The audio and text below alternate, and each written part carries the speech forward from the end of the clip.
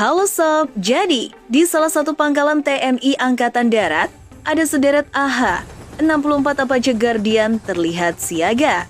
Bukan pamer kekuatan, bukan pula sinyal konflik. Ini adalah helikopter serang utama TNI AD, dirancang untuk dukungan pasukan darat dan operasi modern. Dengan sensor canggih dan persenjataan presisi, Apache memberi keunggulan taktis di medan tempur. Kehadirannya menandai satu hal penting, modernisasi TNI AD berjalan nyata, bukan sekedar rencana.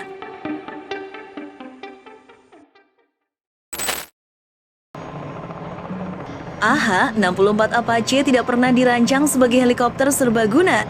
Sejak awal konsepnya sangat jelas, helikopter serang murni. Artinya, setiap komponen, dari bentuk badan, sistem avionik, hingga persenjataannya, dibuat khusus untuk bertempur di garis depan.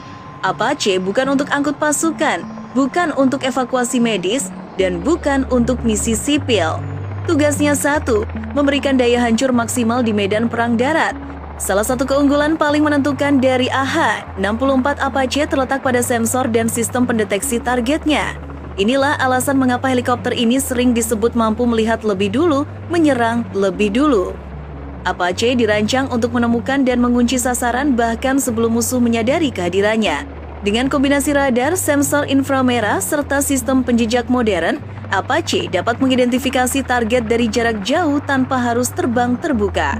Helikopter ini mampu beroperasi di balik bukit, pepohonan, atau kontur medan, lalu meluncurkan serangan tanpa perlu muncul sepenuhnya ke area musuh.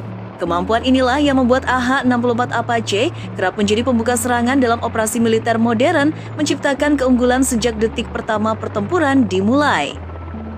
Keunggulan Apache tidak berhenti pada kemampuan mendeteksi target. Begitu sasaran terkunci, persenjataan Apache berbicara.